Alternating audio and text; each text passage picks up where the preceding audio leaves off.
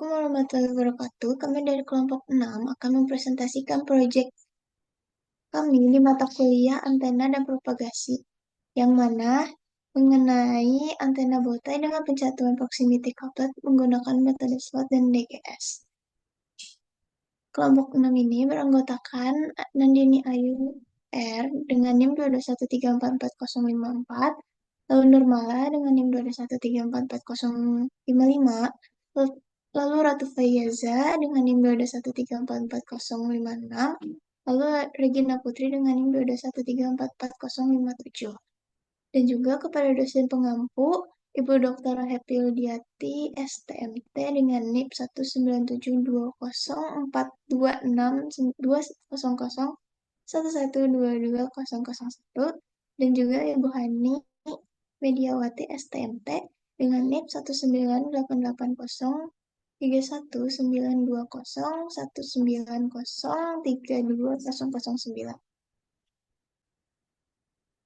Selanjutnya ada tujuan, yaitu menentukan parameter desain antena BOTI dengan pencatuan proximity menggunakan slot dan DGS untuk frekuensi 3700 sampai 4800 MHz dengan gain lebih dari 3 dBi, meliputi dimensi patch, substrat, feed, ground, dan juga ketebalan material. Lalu merancang antena BOTI menggunakan simulator CST berdasarkan parameter hasil perhitungan manual. Lalu melakukan optimasi dengan desain antena agar sesuai spesifikasi, yaitu bekerja pada frekuensi 3700 sampai 4800 MHz dengan gain lebih dari 3 dBi. Lalu menganalisis return loss, VSWR, bandwidth, dan juga pola radiasi antena.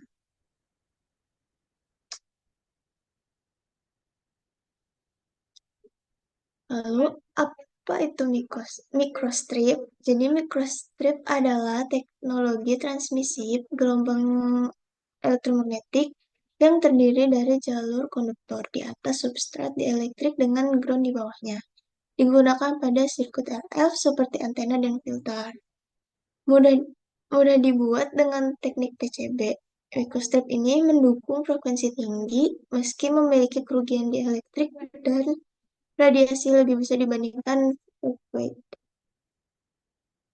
Selanjutnya itu proximity coupled.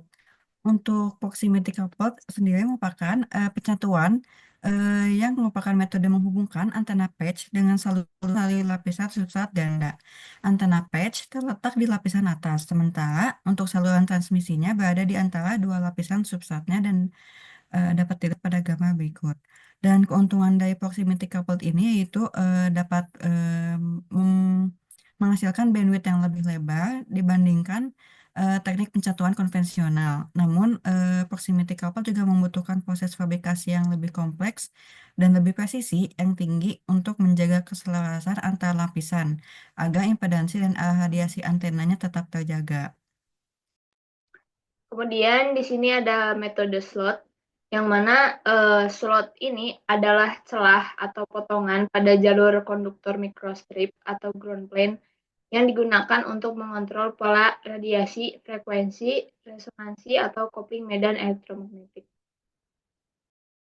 Lalu ada metode DGS. Metode DGS itu adalah modifikasi pada ground plane seperti celah atau bentuk tertentu yang bertujuan mengubah arus distribusi dan memperbaiki parameter seperti impedansi, rugi-rugi, dan selektivitas frekuensi.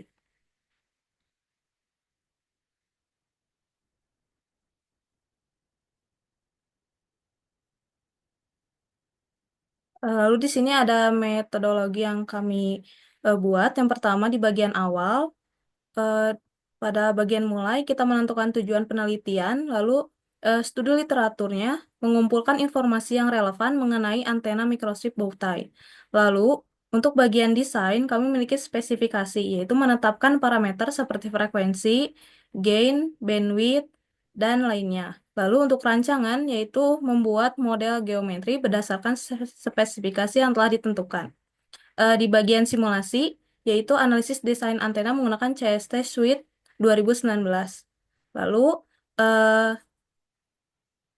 di hasil simulasi jika sesuai dengan spesifikasi maka bisa melanjutkan ke bagian realisasi antena. Sementara jika tidak, maka harus mengulang optimasi desain. Di bagian optimasi, ada evaluasi berupa membandingkan hasil simulasi CST Suite 2019 dengan spesifikasi awal. Dan optimasinya itu merevisi desain jika perlu dioptimasi kembali. Di bagian realisasi, jika sudah memulai realisasi antena, kita menuju ke pengukuran dan pengujian.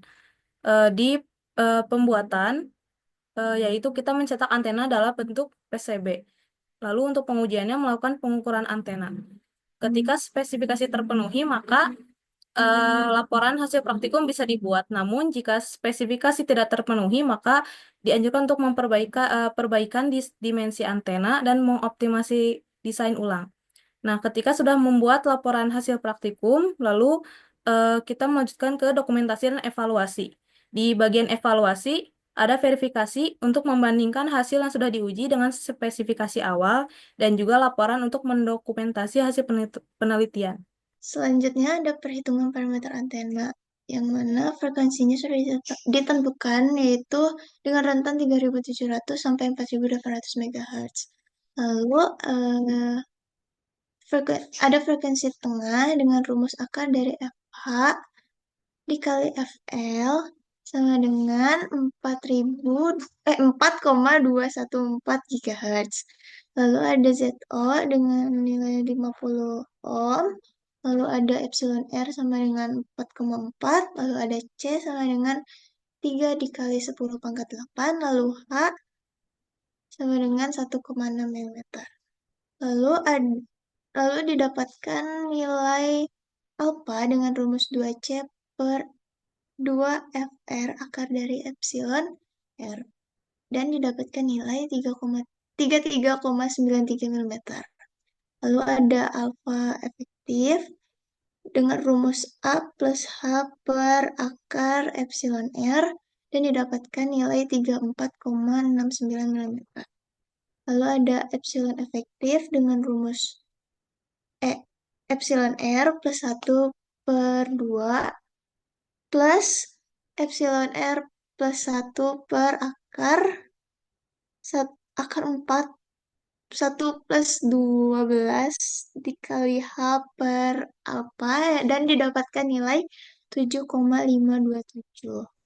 Lalu ada lambda G sama dengan rumus lambda O per epsilon efektif dan didapatkan nilai 9,447 mm. Lalu ada LF dengan rumus 1 dikali lambda G dan didapatkan nilai 9,447 mm.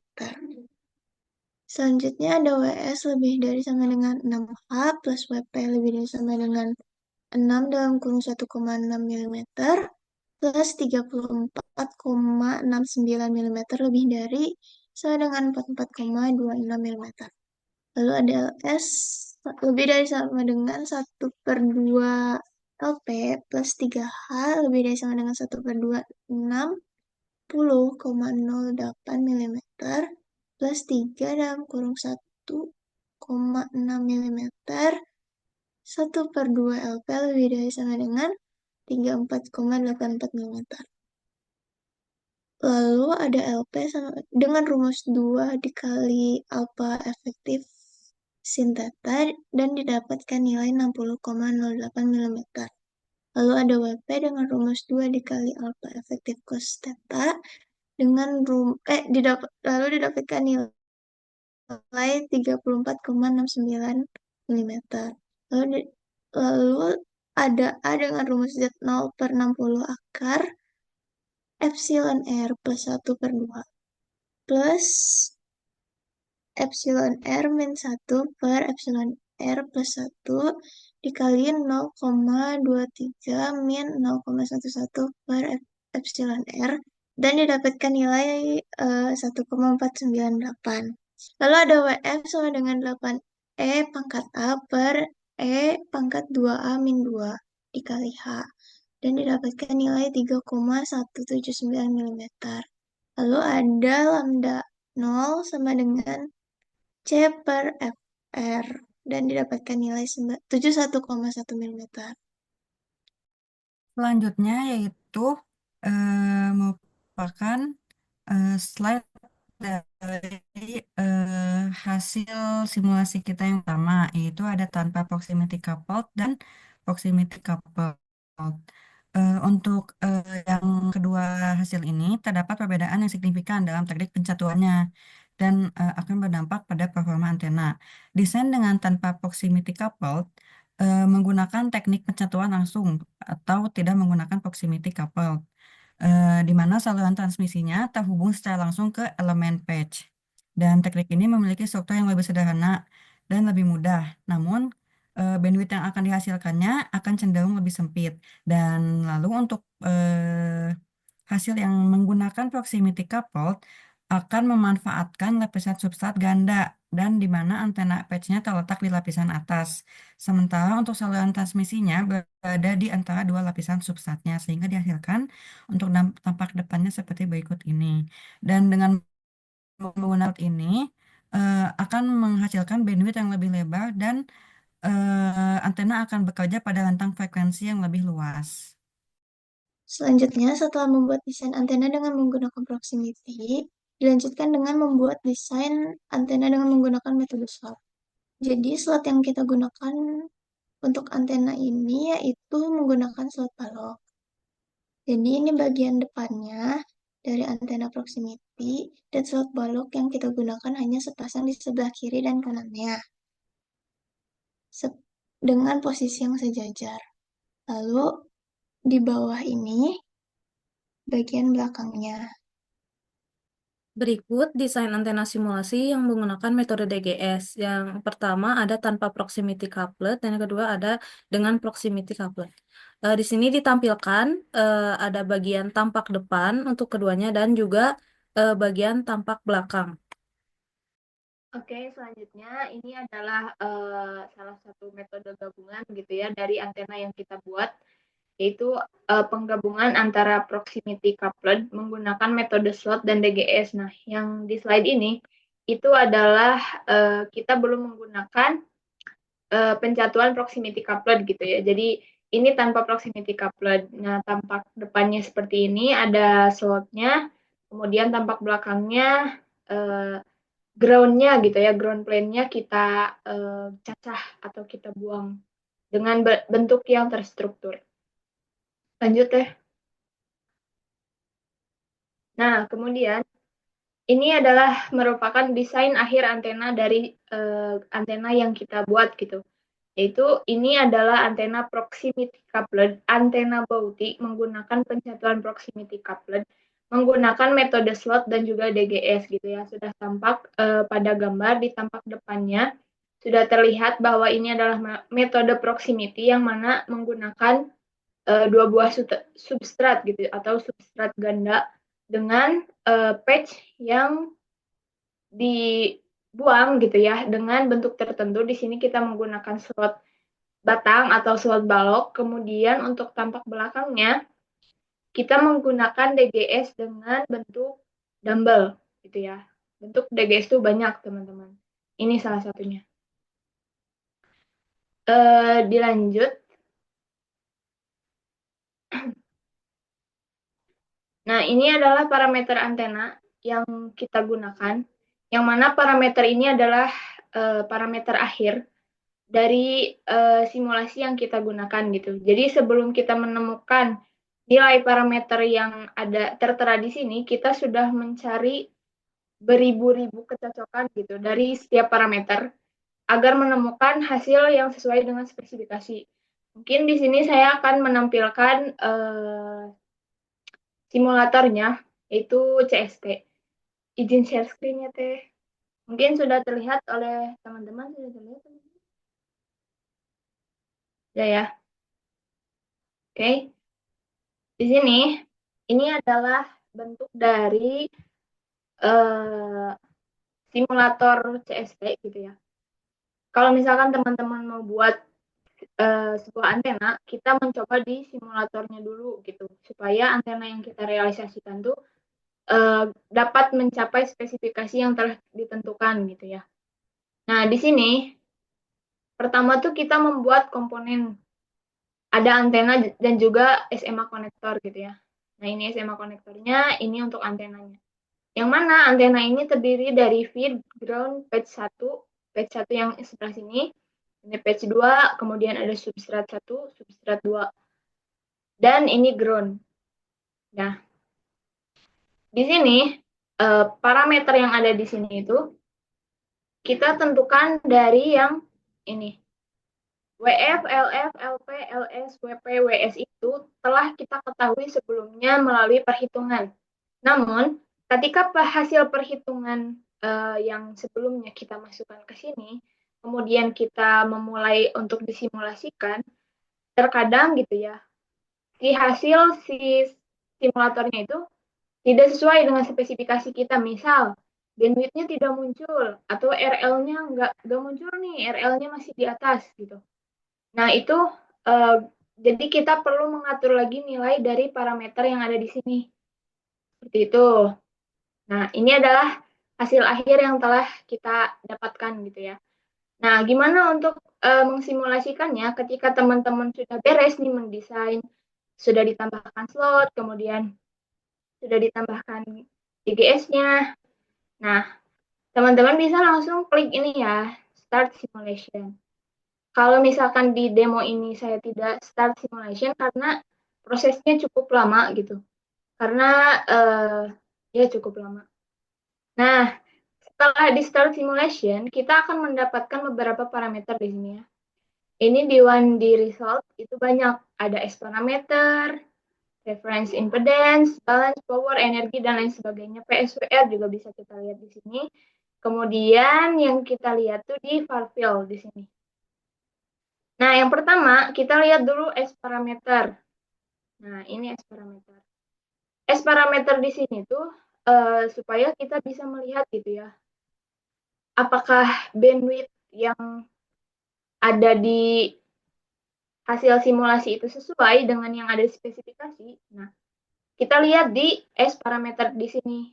Kemudian kita kasih marker. Cara ngasih marker gimana? Bisa kita klik kanan, kemudian add curve marker, atau kita klik tombol M. Nah, ini langsung di sini bisa keluar si marker, kita langsung klik, nah itu marker langsung keluar gitu.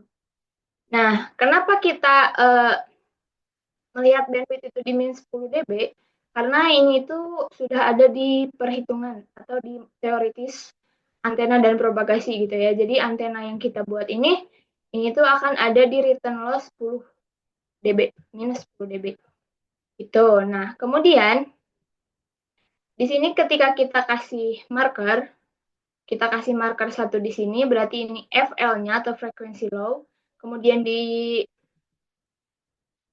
sini ada frekuensi high-nya, kita kasih juga markernya. Terus di sini kita kasih marker 3.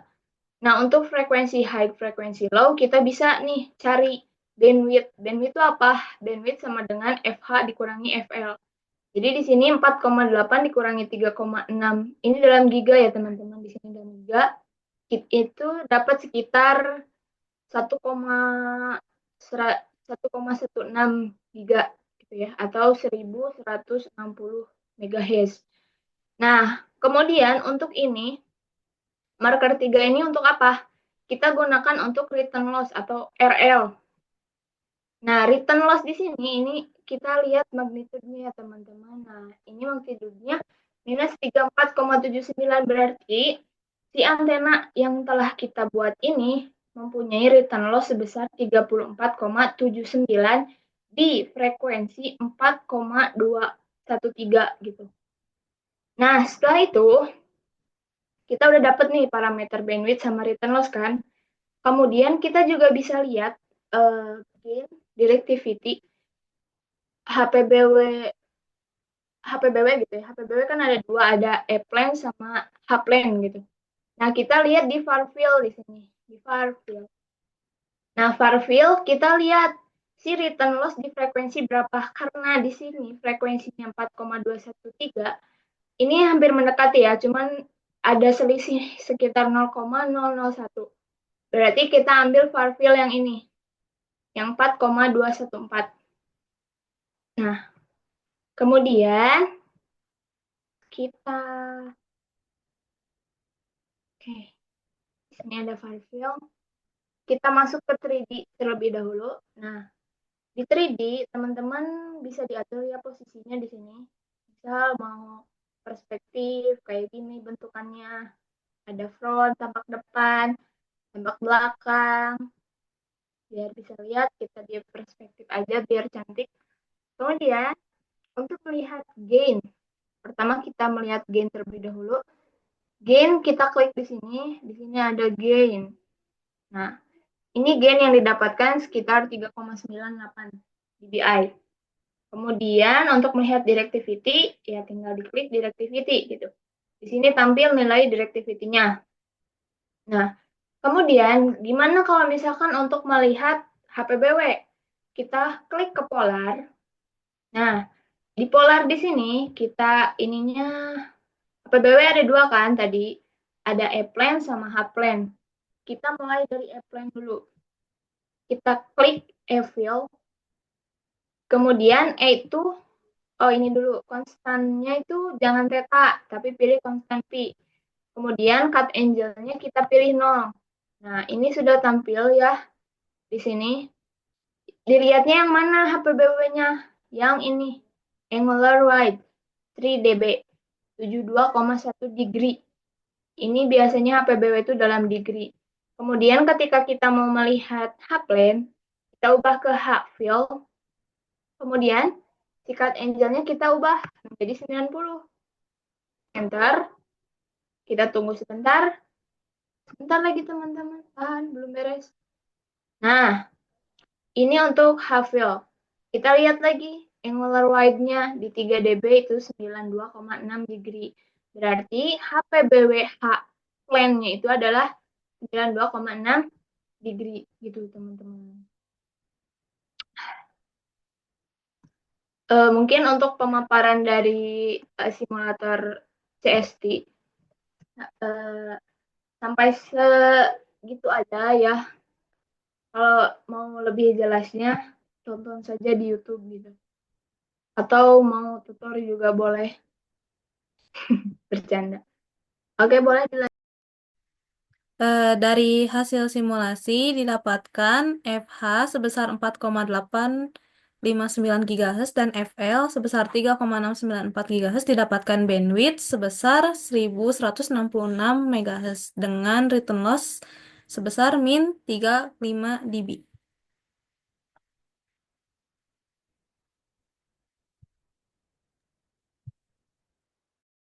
Selanjutnya itu terdapat parameter medan jauh. Yang pertama adalah gain, di mana gain adalah untuk mengukur efisiensi antena dalam mentransmisikan daya ke arah tertentu.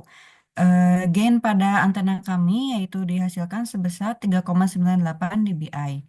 Selanjutnya yaitu directivity. Di mana directivity ini adalah untuk menunjukkan fokus antena pada arah tertentu dan dihasilkan nilainya berupa 5,398 dBi. Dan terdapat HPBW yaitu half power beamwidth, di mana yang pertama yaitu ada E-plane. Polarisasi pada bidang E atau E-plane ini menunjukkan sudut bukaan sinyal sebesar dapat dilihat pada tabel setelah ini sebesar 92,6 degree. Dan untuk H-plane sendiri eh, di mana pada bidang H ditunjukkan besar sudutnya yaitu 72,1 degree. Dapat dilihat pada gambar berikut ini. Sehingga untuk tabel hasil simulasinya untuk pencatuan proximity coupled, kita coba untuk yang pertama itu metode slot dan DGS seperti yang sebelumnya tadi. Untuk frekuensinya sendiri yaitu 3,693 sampai 4,859 GHz. Lalu untuk bandwidth-nya yaitu 1166 MHz dan LL-nya 34,79 dB. Dan untuk gain-nya sendiri yaitu 3,98 dBi. Directivity-nya dihasilkan 5,39 dan untuk HPBWI plane-nya seperti yang tadi yaitu 92,6 degree dan untuk H-plane-nya yaitu 72,1 degree. Setelah kita mencoba penggabungan metode slot dan DGS ini, kita mencoba untuk masing-masing metode, yaitu yang pertama untuk metode DGS-nya sendiri dihasilkan frekuensinya 3,6994 hingga 4,6917 GHz. Dan untuk bandwidth-nya 1000 MHz, L-nya 47 dB, gain-nya 3,92 dBi, directivity-nya 5,3, untuk HPBWI plane-nya 73,4 degree, dan untuk H-plane-nya 168 degree. Dan setelah kita mencoba metode DGS, kita mencoba hanya metode slot saja, di mana tidak ada frekuensi yang dihasilkan. Sehingga tidak ada frekuensi, maka tidak ada BW, bandwidth. Dan untuk RL-nya sendiri yaitu 8,436 dB dengan frekuensinya 6 GHz. Lalu gain-nya 0,1 dBi, reaktivitinya adalah 5,7, dan untuk HPBWI plane-nya 56,4 degree, dan untuk HPBWI H-plane-nya 60 degree. Setelah kita mencoba kedua metode masing-masing, kita coba juga tanpa kedua metode tersebut. Dan sama seperti metode slot, kita tidak ada frekuensi, maka tidak ada BW. Dan untuk RL-nya dihasilkan 9,5 dB, untuk gain-nya minus 0,8 dBi, directivity-nya 5,1, untuk HPBWI plane-nya 278 degree, dan untuk HPBWH plane-nya 59 degree. Dari hasil tabel hasil optimasi simulasi ini, maka dihasilkan hasil yang paling bagus yaitu ketika digunakan kedua metode slot dan DGS secara bersamaan.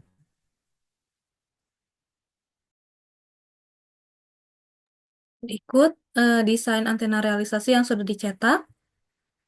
Ada tampak depan dan juga tampak belakang yang sudah menggunakan proximity couplet, metode slot, dan DGS.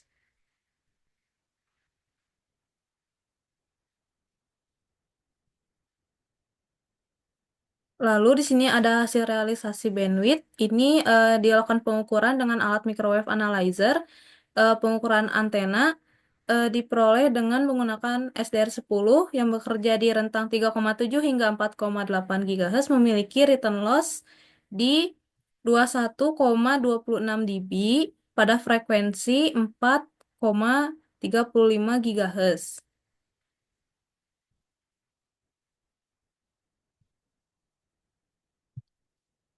Untuk parameter medan jauhnya gain, di sini kita memiliki daya antena DUT yaitu sebesar min 47,76 dBm dan juga antena referensi sebesar minus 40,76 dBm. Nah, untuk kita mengetahui gain, di sini ada rumus untuk mengetahui gain realisasi dari antena yang diuji atau antena DUT. Jadi untuk gainnya itu antena daya DUT dikurangi daya referensi horn ditambah 12, yaitu minus 47,76 dikurangi minus 40,76 dan ditambahkan gain referensi sebesar 12 sehingga hasilnya yaitu gainnya adalah 5 dBi.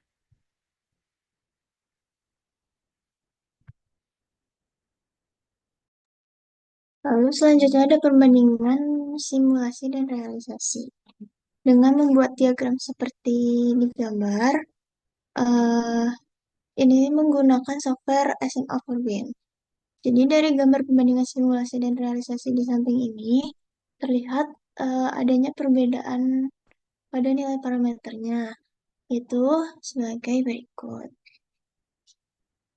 Jadi untuk frekuensi spesifikasi yang dipakai itu 3700 sampai 4800 MHz, sedangkan hasil simulasi yang didapat yaitu 3693 sampai 4859 MHz, dan hasil realisasinya yaitu 3801 sampai 4586 MHz.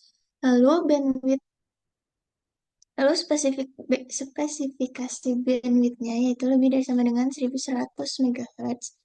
Hasil simulasi yang didapat yaitu 1166 MHz. Sedangkan hasil realisasi yang didapat yaitu 785 MHz. Lalu spesifikasi gainnya yaitu lebih dari sama dengan 3 dBi. Sedangkan hasil simulasinya yang didapat yaitu 3,98 dBi. Dan hasil realisasinya yaitu 5,09 dBi. Lalu Untuk pola radiasinya, untuk spesifikasi hasil simulasi dan hasil realisasinya itu sama, yang mana unidireksional. Maka dari antena yang telah kita buat, analisa dari antenanya adalah proyek pembuatan antena Boti ini memiliki desain yang efisien dan mampu bekerja di rentang frekuensi yang luas. Namun, antena Bota ini akan memiliki bandwidth yang sempit. Maka digunakanlah pencatuan proximity coupled dan metode slot dan metode DGS yang seperti tadi. Pencatuan proximity coupled ini berfungsi untuk meningkatkan bandwidth, metode slot untuk mengontrol pola radiasi, frekuensi resonansi, atau kopling medan elektromagnetik. Dan untuk metode DGS sendiri untuk mengubah arus distribusi dan memperbaiki parameter seperti impedansi, rugi-rugi, dan selektivitas frekuensi. Setelah pembuatan desain akhir antena yang dapat dilihat tadi di PPT, dihasilkan hasil simulasi pada eh, CST Suite 2019 memiliki bandwidth sebesar 1166 MHz, return loss-nya adalah sebesar 34,79 dB, dan gain-nya adalah 3,9 dBi. Dan setelah itu dilakukan pengujian realisasi dan dihasilkan bandwidth sebesar 785,24 MHz, return loss-nya sebesar 21,26 dB, dan gain-nya setelah dihitung sebesar 5 dBi. Dari kedua hasil tersebut terdapat perbedaan antara simulasi dan realisasi yang bisa disebabkan oleh efek dari realisasi fisiknya seperti kualitas material dan fabrikasinya yang mempengaruhi bandwidth dan return loss. Kondisi lingkungan juga saat pengukuran sangat berpengaruh ketika pengujian realisasi karena memungkinkan adanya interferensi dari lingkungan sekitar. Dalam realisasi, nilai gain juga lebih tinggi dibandingkan saat simulasi. Nilai gain yang lebih tinggi bisa disebabkan adanya pengaruh lingkungan sehingga memperkuat radiasi dalam arah tertentu. Maka ketika semakin tinggi nilai gain yang didapat, maka akan semakin bagus kinerja antenanya dalam mengarahkan energi yang dipancarkan ke arah tertentu dengan efisiensi yang lebih besar dan pola radiasinya lebih terarah. Sehingga dengan desain yang kita buat ini, antena Bota ini menunjukkan kinerja yang cukup baik dalam komunikasi, meskipun masih perlu optimasi agar hasil simulasi dan realisasinya lebih akurat.